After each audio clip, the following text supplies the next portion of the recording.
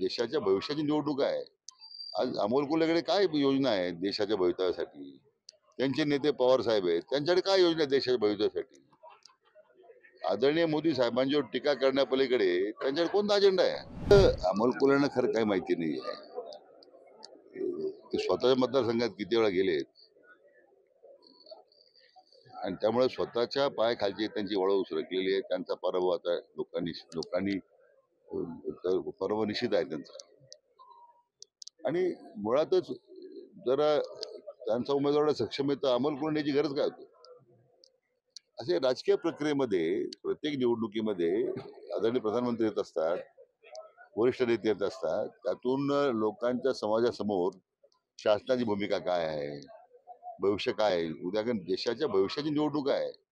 आज अमोल कोल्हेकडे काय योजना आहे देशाच्या भवितव्यासाठी? त्यांचे नेते पवार साहेब आहेत, त्यांच्याकडे काय योजना आहे देशाच्या भवितव्यासाठी? आदरणीय मोदी साहेबांच्यावर टीका करण्यापलीकडे त्यांच्याकडे कोणता अजेंडा आहे? त्यामुळे नेते मंडळी ही काही नवीन निवडणूक नाहीये. दर निवडणुकीत मुख्यमंत्री येतात, उपमुख्यमंत्री येतात, प्रधानमंत्री येतात. लोकशिक्षण होतं, लोकांना देशाच्या प्रती त्यांचं धोरण काय राहणार आहे ती भूमिका समजते. मग अमोल कोल्हेंना त्यांच्या नाटकातून बाहेर यायला त्यांनी वेळ काढला पाहिजे हे सगळं समजून घ्यायला. राजकारणातील प्रत्येक अचूक बातमीचे सर्वात आधी अपडेट्स मिळवण्यासाठी सरकारनामाच्या सर्व सोशल मीडिया प्लॅटफॉर्मला लाईक, फॉलो आणि सबस्क्राईब करा. तसंच सर्व नोटिफिकेशनसाठी बेल आयकॉन प्रेस करायला विसरू नका.